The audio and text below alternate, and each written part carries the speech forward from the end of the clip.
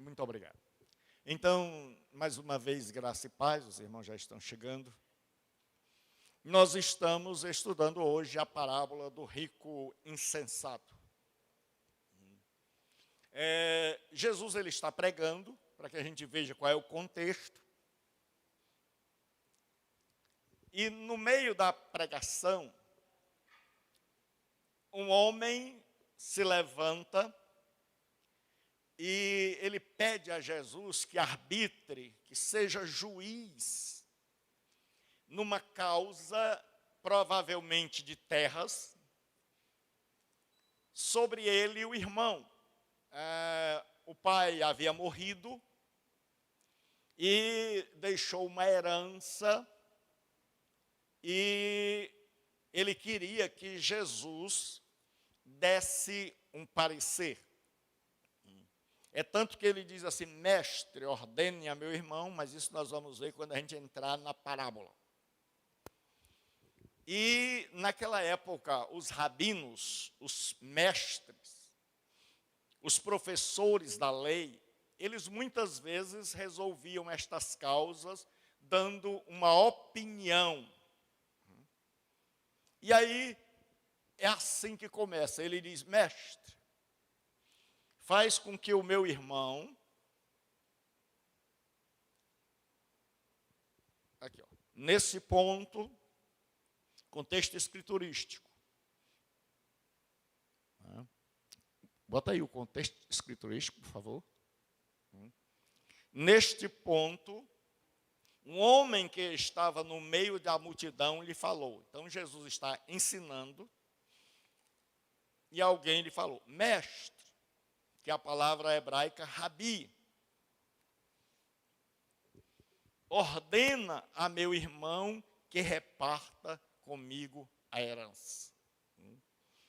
Então, esse é o contexto em que Jesus contou esta parábola, a parábola do rico insensato. E aí hoje, pastor Frota, sabiamente, domingo passado, ele percebeu as coisas que a gente coloca, né, as pesquisas. Este requerente não está pedindo arbitramento, mas ordenando a Jesus que execute seus desejos. Ele já decidiu o que quer e tenta usar a Jesus. Isso não é novo. Certo? Você vai ver que nada de novo debaixo do sol, como diz a Escritura. Quando a pessoa tenta mandar em Jesus, a gente toma até água. Uma coisa é dizer: rabi, meu irmão e eu estamos discutindo a respeito de nossa herança. O Senhor pode ser nosso mediador? Ordenar a Jesus que implemente o seu plano é outra coisa. Então, muitas vezes nós vamos para Jesus simplesmente não para que ele decida se nós estamos ou não com a razão, que caminho nós devemos trilhar, o que nós devemos fazer, mas nós já decidimos e vamos lá simplesmente ordená-lo que faça aquilo que nós queremos. Assim esse homem está lá, Senhor, estar ali dizendo isso. Senhor, ordene, certo? E aí nós vamos ver agora qual foi a resposta de Jesus. Certo?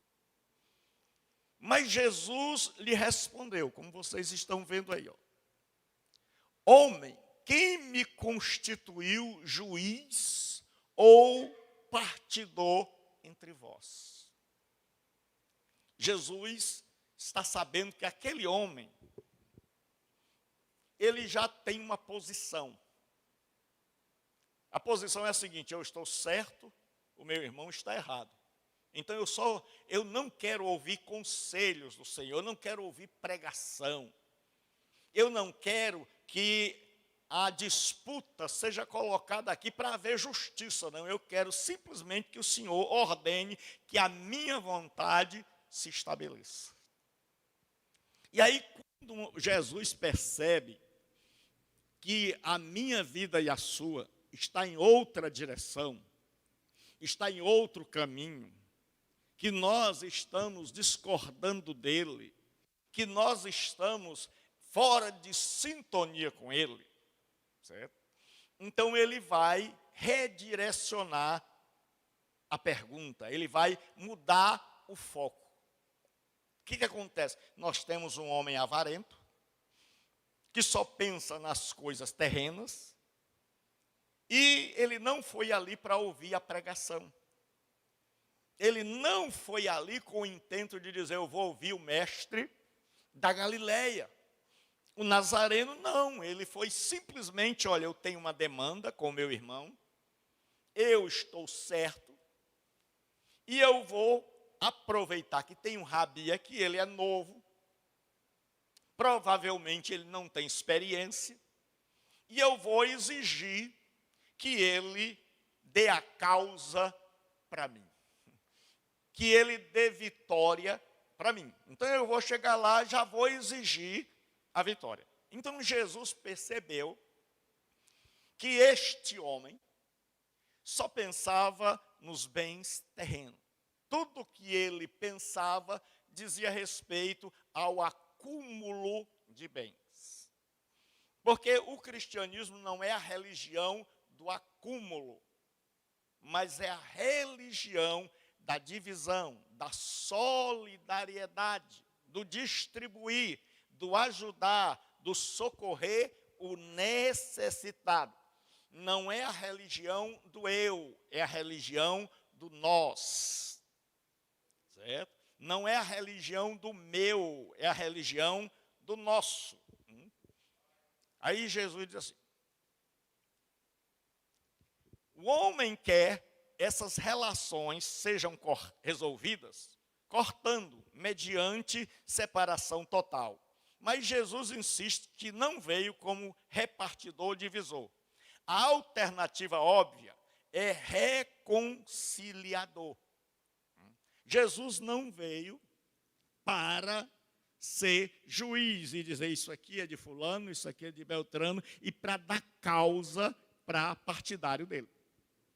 Para quem ele mais gosta. Eu gosto mais de você, então, como juiz do Antigo Testamento, você tem dinheiro, então a causa vai ser para você. Mas como Jesus é honesto, ele se recusa a arbitrar, a ser juiz na causa deste cidadão. Então ele se volta para a multidão, ele está falando com a multidão e com os seus discípulos, e esse homem no meio da multidão se levanta com esta pergunta. Então lhes recomendou, tende cuidado e guardai-vos de toda e qualquer avareza. Avareza é o amor desmedido ao dinheiro. É a falta de contentamento. É aquela história de tudo que eu tenho é pouco. Nada lhe é suficiente. Por quê? Aí Jesus vai explicar. Porque a vida de um homem não consiste na abundância dos bens que ele possui. Então Jesus vai em outra direção. Nós vivemos uma geração que acredita o seguinte, que se nós tivermos muitos bens, se nós tivermos carros maravilhosos, se nós tivermos roupa de grife, se nós tivermos uma bela casa, se nós tivermos uma conta recheada no banco, então nós temos um futuro garantido. No meio futebolístico, se usa até o termo, e não é só no meio futebolístico, fazer o pé de meia, ou seja, ter dinheiro para o futuro. Então, quando Jesus diz, guardai-vos, ele traduz esse verbo aqui, filacesté, que é do verbo filassomai, que é adotar ação positiva para repelir o inimigo. Então, quando Jesus diz, guardai-vos do amor desmedido ao dinheiro, guardai-vos da ganância, ele está dizendo, trate a ganância, trate a avareza, que vem de avaros. No latim, avaros quer dizer ávidos pelo metal. Então, naquela época, como hoje, muita gente era dominada pelo dinheiro. Então está aí, ó, o verbo filacesté, que é o presente médio imperativo de filaço, que significa guardar para si mesmo. Desejos desordenados, é a palavra pleonexia, certo? Que é a fusão de duas palavras, pleion, mais, e é quem? É o verbo ter. O desejo de ter mais e mais deixa uma pessoa possuir tudo o que ele pode. Tal disposição de espírito nunca está satisfeito, para assim que um objeto é adquirido, o coração vai após outro. Ou seja, quando ele compra uma coisa, ele já quer adquirir outra. Quando ele tem uma coisa, ele já quer adquirir outra. E antes, a gente tem que fazer uma ressalva. Jesus não é contra eu e você termos dinheiro. Não é contra eu e você termos casa. Não é contra eu e você termos um bom carro. O grande problema é que a preocupação em demasia com essas coisas fazem a gente esquecer a vida espiritual. E a gente começa a querer guardar os bens que está aqui, investir todas as nossas forças, todos os nossos dons, todas as nossas energias e todo o nosso tempo para manter estas coisas. E aí a gente acaba enricando na terra e empobrecendo no céu. Por isso Jesus disse que ninguém pode servir a dois senhores. Mas eu não quero sair daqui do texto, porque eu tenho visto muita gente fazer aquele sermão de 3 pontos. Lê o texto, sai do texto e nunca mais volta para o texto. E nós temos que começar a nos agarrar com a palavra de Deus. Se eu e você cremos que a Bíblia é a palavra de Deus, então eu não tenho que inventar. Basta que eu explique, que eu seja um expositor da palavra de Deus, e aí eu tenho certeza que Deus vai falar, porque eu creio que a Bíblia é a palavra de Deus. Então, para esse homem, nada era suficiente. Aí eu acho interessante isso aqui, ó, que o Adam Clarke colocou. Ele diz, não é o supérfluo que suporta a vida do homem, mas o necessário. Deus não vai nos dar o supérfluo. Preste bem atenção, Deus nunca prometeu o supérfluo. Deus prometeu o necessário. Certo? Deus nunca prometeu o supérfluo. Deus prometeu o quê? O necessário. E tem um monte de gente atrás do supérfluo, atrás do a mais. E por isso eles não percebem que Deus já deu o necessário. Aí ele diz assim, ó, o necessário, que é o alimento, a roupa para vestir, o lugar para morar, ele diz, Deus dá liberalmente. O que é supérfluo, ele não prometeu. O que é supérfluo, Deus não prometeu. Eu e você podemos viver sem um relógio de ouro. Eu e você podemos viver sem um anel de formação. Eu e você podemos viver com um carro normal, sem necessidade de um carro que só falta andar por si só. Eu e você podemos ter uma casa normal.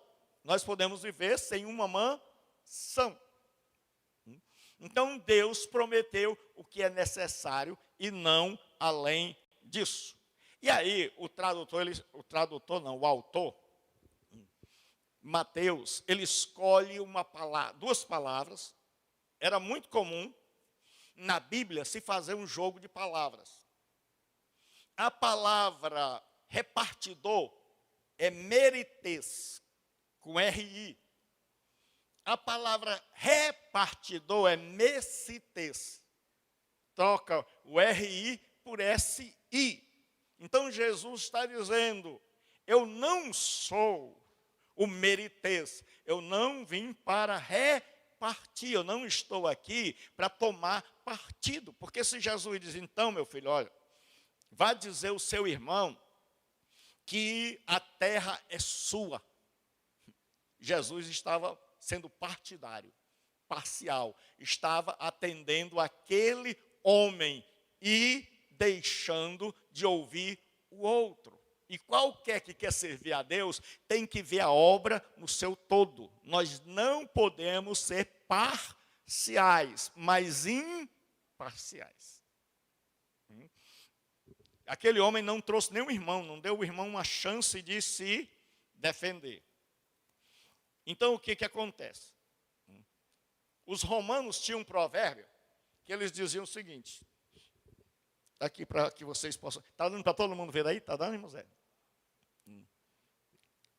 E, pessoal, eu queria fazer uma homenagem aqui. Eu tenho uma família que eu ganhei para Jesus e que são meus queridos, meus irmãos. É o irmão Zé, a irmã Lucilene e a Mari, né, que estão... Levanta só assim, a mão. E eu corri tanto que deixei os bichinhos lá em casa, mas eles vieram. Então, os romanos tinham um provérbio que dizia que o dinheiro era como a água do mar. Quanto mais você toma, mais sede você tem, porque é salgada. Certo? Então, nós vamos agora para a teologia da parábola. O que essa parábola quer nos ensinar? Quando a gente fala em teologia, o que é teologia? É que você estuda a Escritura e tira da Escritura aquele ensino, que aquele ensino vai ser verdade, hoje, amanhã e sempre. Amém? Então, o que é teologia? É aquilo que você pega na Escritura. Por exemplo, Abraão diz assim, não fará justiça o juiz de toda a terra? Então, em toda a Escritura, Deus vai ser o juiz. Quem é o supremo juiz? Quem é o supremo juiz de todo o universo? Vamos lá? Deus. Então isso a gente tira. Aí a gente vai fazendo a teologia, que é o estudo acerca de Deus. Então você vai pegando aquelas verdades, porque tem coisas na Bíblia, certo? Que fazem parte da história. Por exemplo, a Bíblia diz que Isaac cavou um poço. Eu e você não temos por obrigação de cavar poços. A não ser que seja assim um empreendedor como meu irmão pastor Pedro, né? Que precisa cavar, mas é completamente de fé. Então isso aí não é uma ordem. A Bíblia diz, Isaac cavou um poço. Os filisteus entulharam. Cavou outro poço, os filisteus entulharam. Isso não é uma verdade para sempre. Agora, quando Abraão diz assim, não fará justiça o juiz de toda a terra, então ele está dizendo duas grandes verdades. A primeira é que Deus é justo.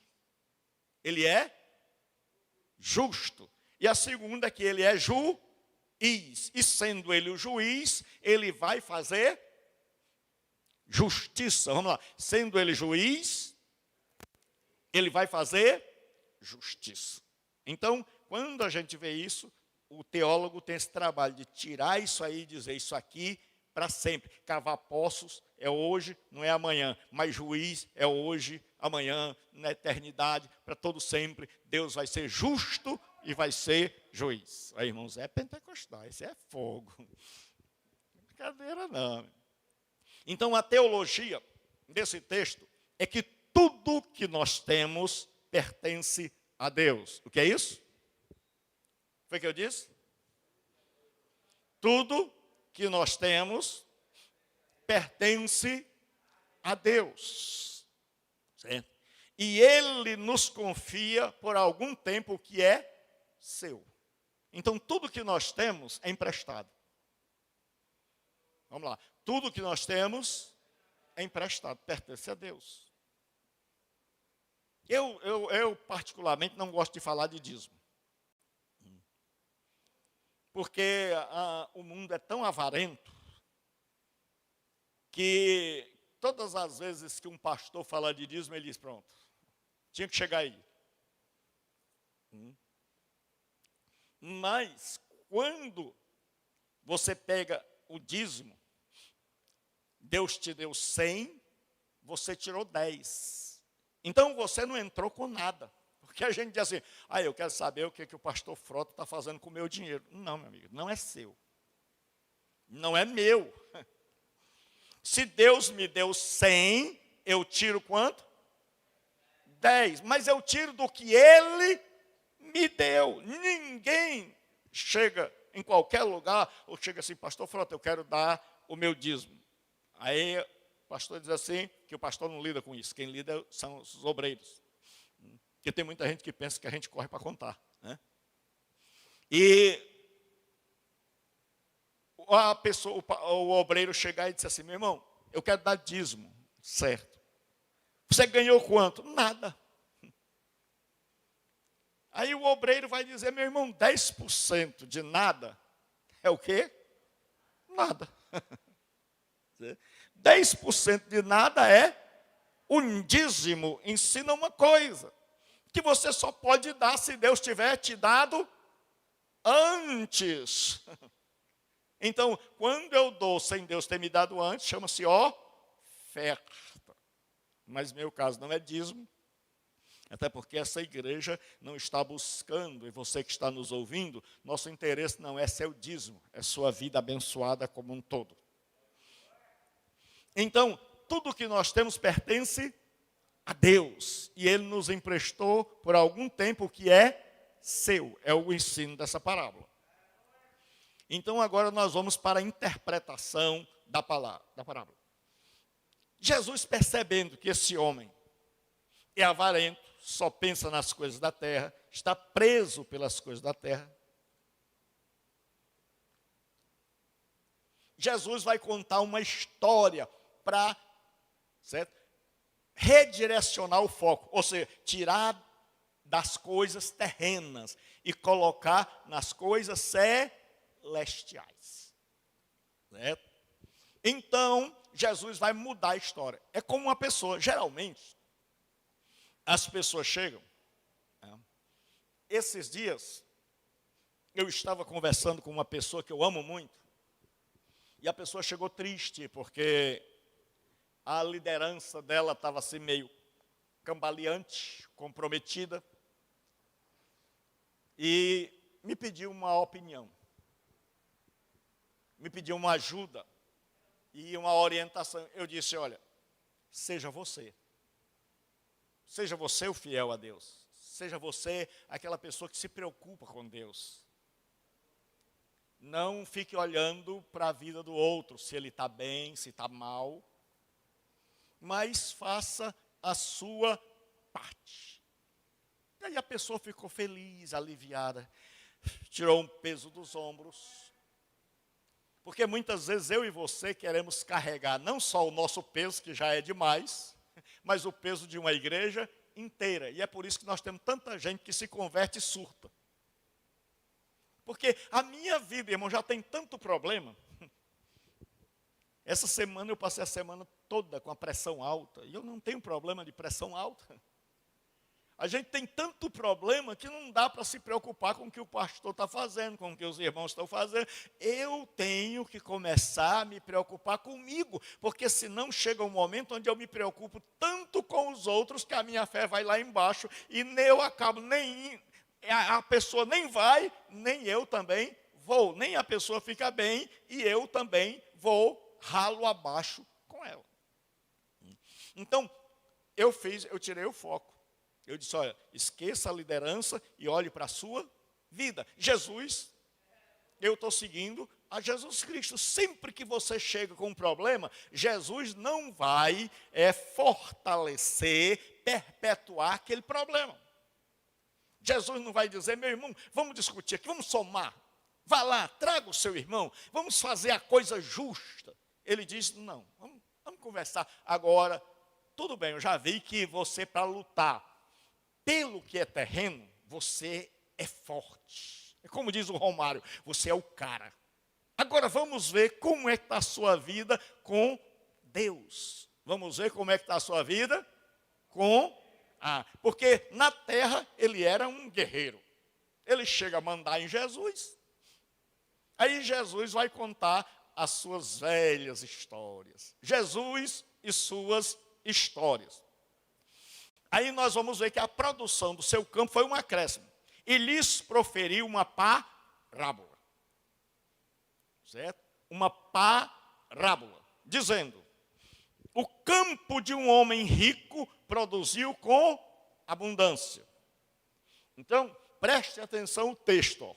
E lhe proferiu uma parábola dizendo: o campo, não foi aquele homem. Ele não suou. Foi a bênção de Deus. Foi o quê? A bênção de Deus. O campo de um homem rico. Ele já era rico. Deus deu mais. Ele já tinha. O que Deus fez? Vamos lá, pessoal. O que Deus fez? Deu mais. Só o pastor que responde. Né? O pastor é crente. Por isso que é meu amigo, meu irmão. Certo? Então diz assim.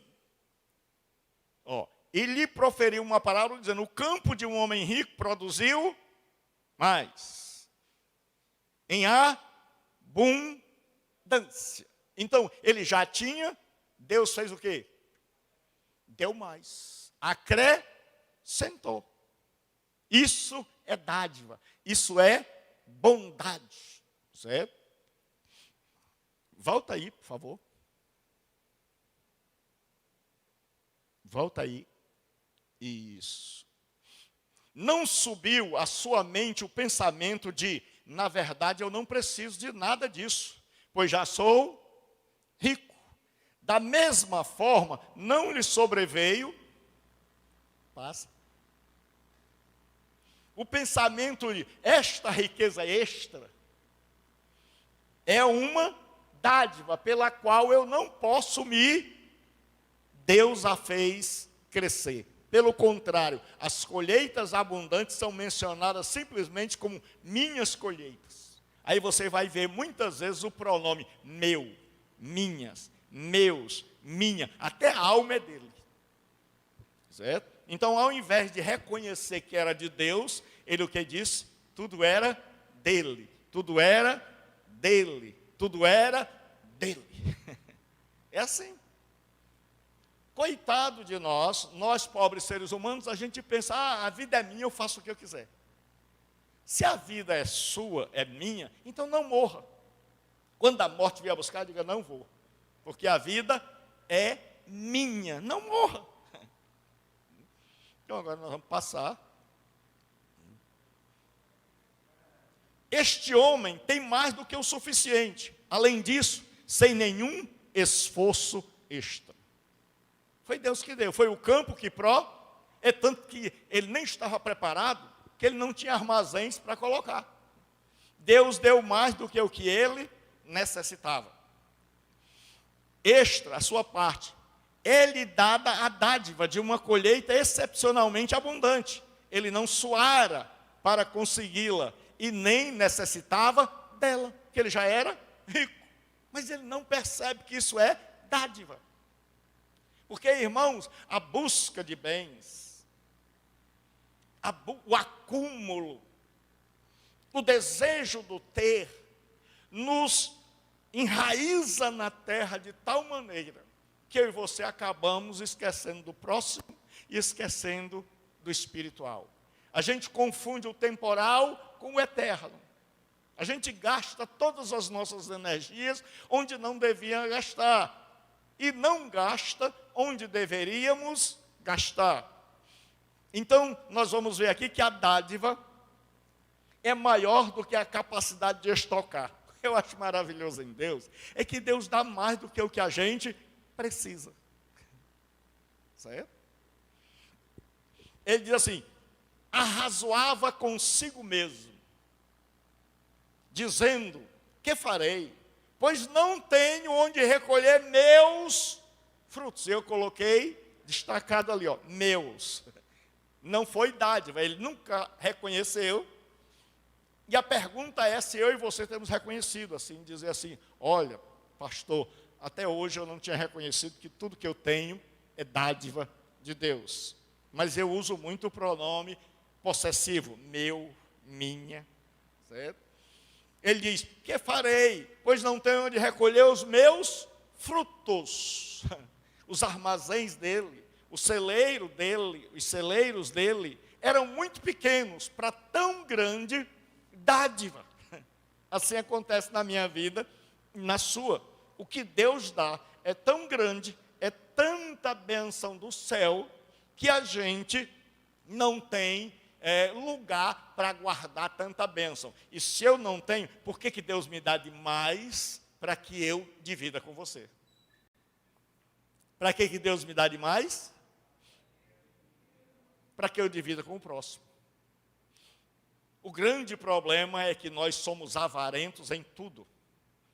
Quando a gente pensa, Deus me deu demais, o outro já fica pensando assim, mas pastor, o senhor não está lembrando de mim, o senhor não conhece a minha vida, eu não tenho demais.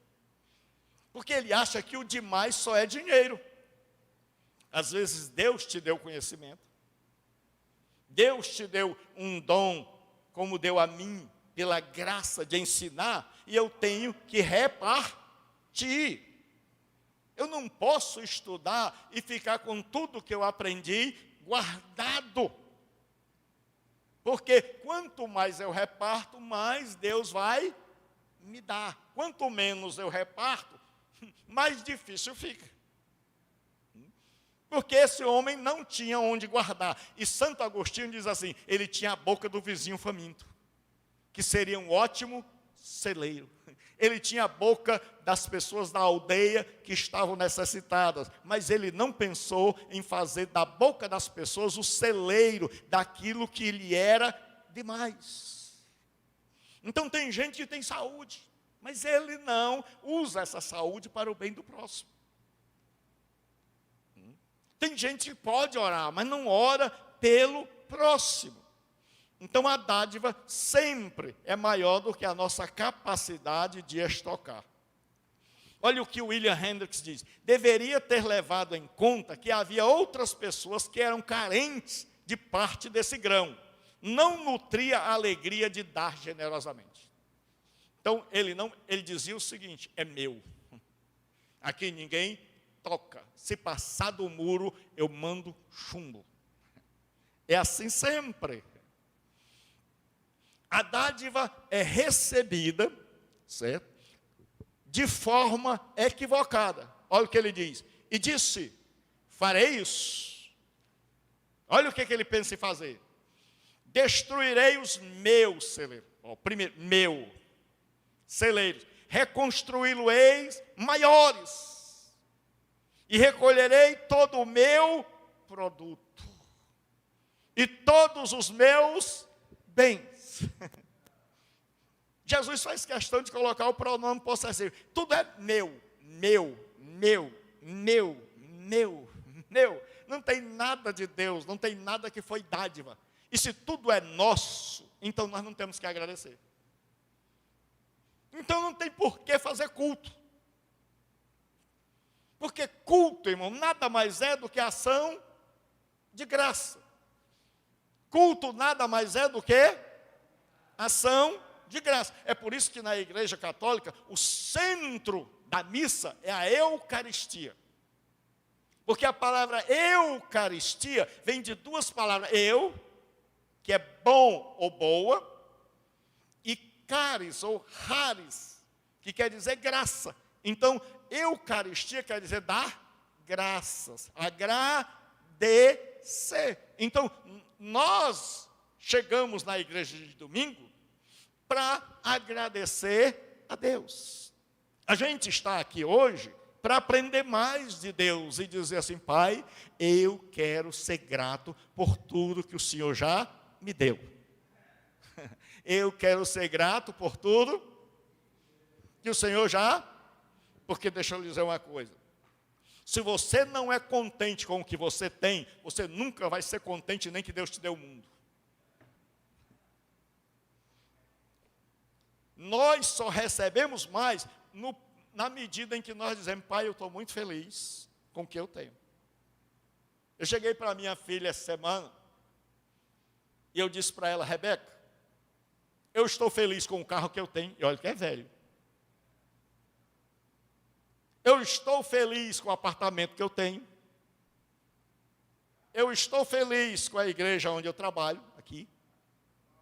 Eu estou feliz com os amigos. Eu disse, eu estou feliz com as filhas. Tem uma aqui que é adotiva, né, que eu chamo ela de novinha, um termo carinhoso. Eu estou feliz com os amigos que eu tenho. Eu estou feliz com poder trabalhar para Deus naquilo que eu gosto, que é o de ensinar. Eu estou feliz porque eu tenho amigos como esses pastores, que são pessoas maravilhosas na minha vida. Então, tudo que... Se Jesus não me der mais nada, eu já estou feliz. Eu já estou feliz. O que Ele me der vai ser apenas acréscimo. Pastor, o senhor não quer um carro bem novo? Quero.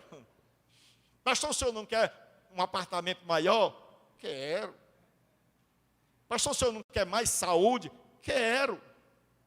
Mas eu quero isso aí como acréscimo. O que eu tenho já está muito bom. Se Jesus disser, Gilberto, você vai morrer só com isso aí, eu vou todo dia dizer, Senhor, muito obrigado pelo carro para andar, que eu chamo de jumento. Aí um dia uma irmã disse, pastor, porque tem uns crentes assim, não chame seu carro de jumento. Eu disse, Jesus andou de quê?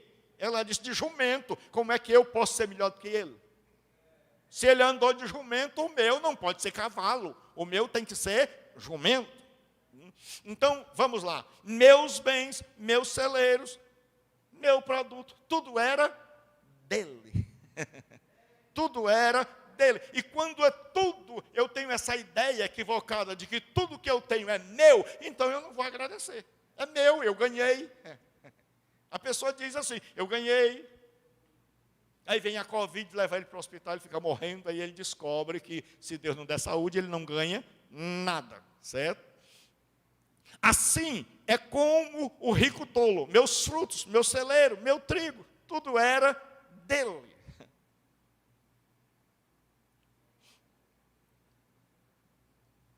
Então vamos agora para a falsa sensação de segurança. O dinheiro, ele dá uma sensação falsa de segurança.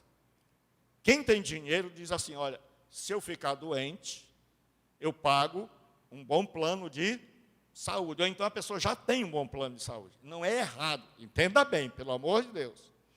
Não é errado ninguém ter um bom plano de saúde. Era o ideal.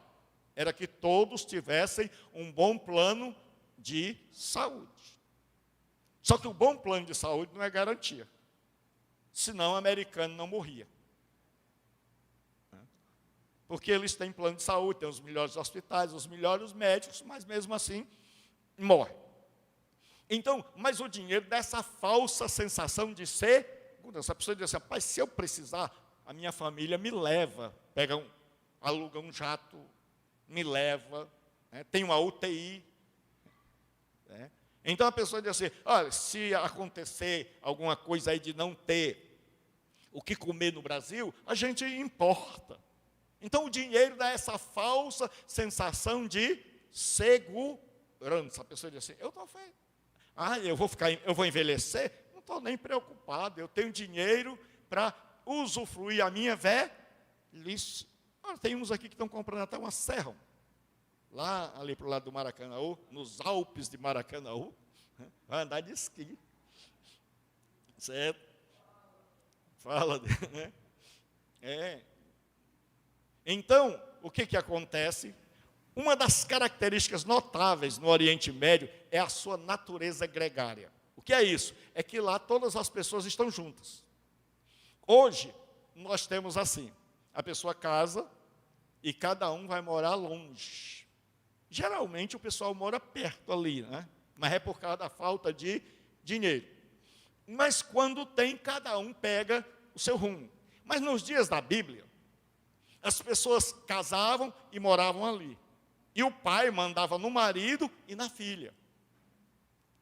E mandava no neto e no bisneto. E no tataraneto. Então todo mundo ficava à volta daquele ancião. Aí fazia o que a gente chama de clã.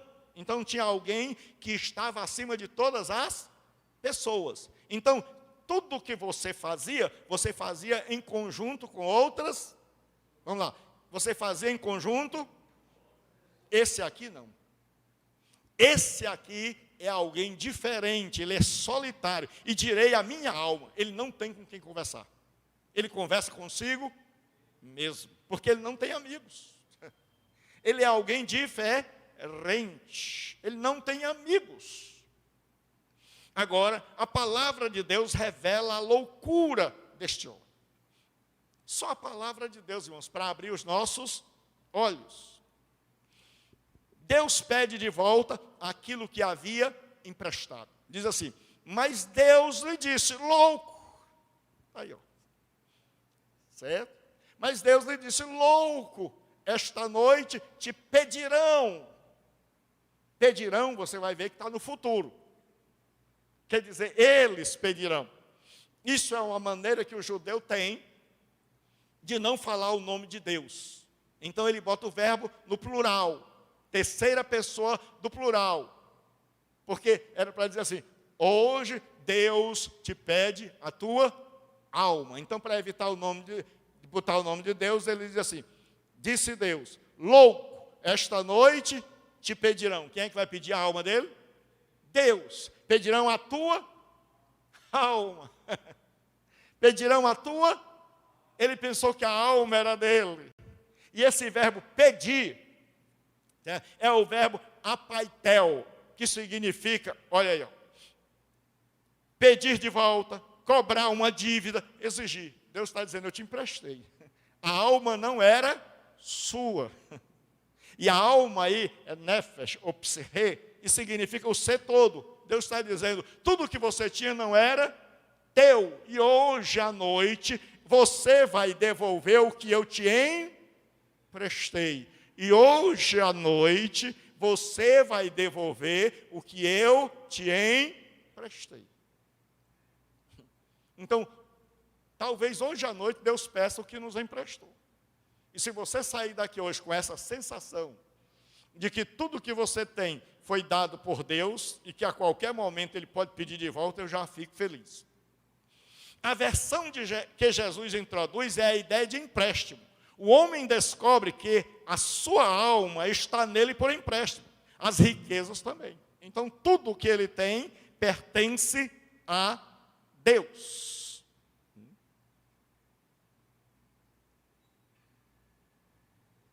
E aí nós vamos terminar. A pergunta a ser respondida. E o que tens preparado? Para quem será? Deus, ele acabou de fazer planos. Ele acabou de dizer, ele passou o dia todinho fazendo planos. Olha, eu vou derrubar os celeiros, eu vou construir maiores. Alma, você tem depósito para muito tempo. Ele não imaginou que a vida dele podia terminar hoje. Ele imaginou assim, vou durar muito para gastar todos esses bens. Agora, come, bebe e regala-te, porque tens em depósito para muitos dias. O que ele não tinha era muitos dias para usufruir. E é isso que Jesus quer ensinar.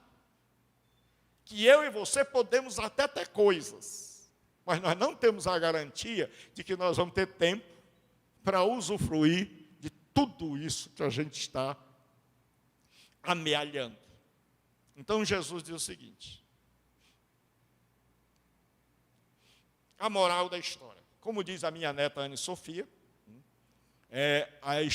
a parábola é uma história fictícia criada por Jesus para ensinar as pessoas de uma maneira simples e que tem uma moral no final, uma verdade. Jesus diz, assim é o que entesoura para si e não é rico para com Deus. Olha como é que Jesus vai terminar. Assim é o que entesoura para si e não é rico para com Deus. Preste bem atenção e eu vou ler aqui o do Champ. Deus chama de louco e insensato os homens que dedicam todo o seu tempo e interesse a juntar tesouros neste mundo. desprezando totalmente o interesse por sua alma. Não há nada tão tolo quanto viver para o tempo e esquecer da eternidade. Viver para si e esquecer de Deus. Aí eu coloquei aqui a conclusão. A parábola contada por Jesus tem como objetivo mudar o nosso foco das coisas terrenas apenas e nos levar a pensar nas realidades espirituais. Quando as coisas terrenas, são prioridades, nos levam a negligenciar as verdadeiras prioridades da vida. Ensina ainda, tudo o que temos são dádivas divinas e, como tal, devem ser usadas para a glória de Deus e o bem do nosso próximo. Que Deus nos abençoe, em nome de Jesus.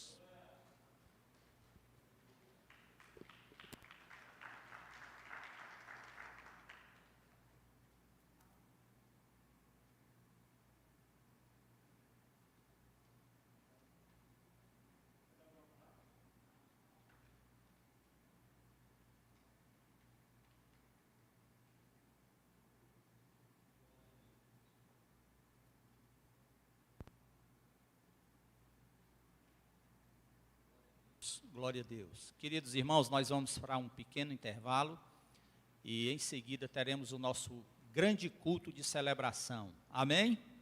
Pai querido, muito obrigado. Muito obrigado por estes momentos maravilhosos que passamos na Tua presença. Abençoa, Senhor, a cada um de nós que acabamos de ouvir a Tua palavra. Recompensa o Teu servo que ministrou também essa palavra.